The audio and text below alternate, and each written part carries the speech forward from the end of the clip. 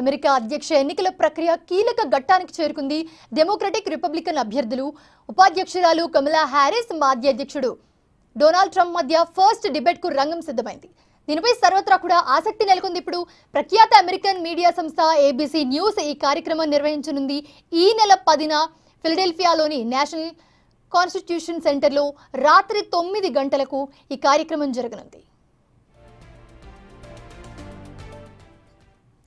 ఈ కార్యక్రమంలో ప్రేక్షకులు పాల్గొనట్లేదని తెలుస్తోంది. ఈ డిబేట్ కు సమన్వయకర్తలుగా ABC న్యూస్ యాంకర్లు డేవిడ్ మేర్, లాన్సీ డేవిస్లు ఉంటారని నిర్వాహకులు తెలిపారు. అయితే 90 నిమిషాల పాటు ఈ చర్చ జరగనుంది. మధ్యలో 2 సార్లు స్వల్ప విరామం ఉంటుంది.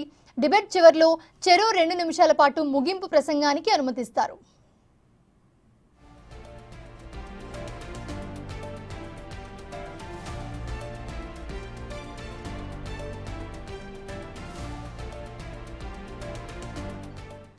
అమెరికా అధ్యక్ష ఎన్నికల వేళ ట్రంప్ భార్య మెలానియా ట్రంప్ సోషల్ మీడియా వేదికగా ఆసక్తికర పోస్ట్ చేశారు. దేశం ఎదుర్కొంటున్న సమస్యలపై తన భర్తను మాట్లాడనివ్వకుండా మౌనంగా ఉంచేందుకు ప్రభుత్వం ప్రయత్నిస్తోందని ఆరోపించారు మెలానియా ట్రంప్. దేశంలో వాక్ స్వాతంత్ర్యం కూడా సవాళ్లతో కూడుకున్నదని తెలుస్తోందంటూ వ్యాఖ్యలు చేశారు ఆమె.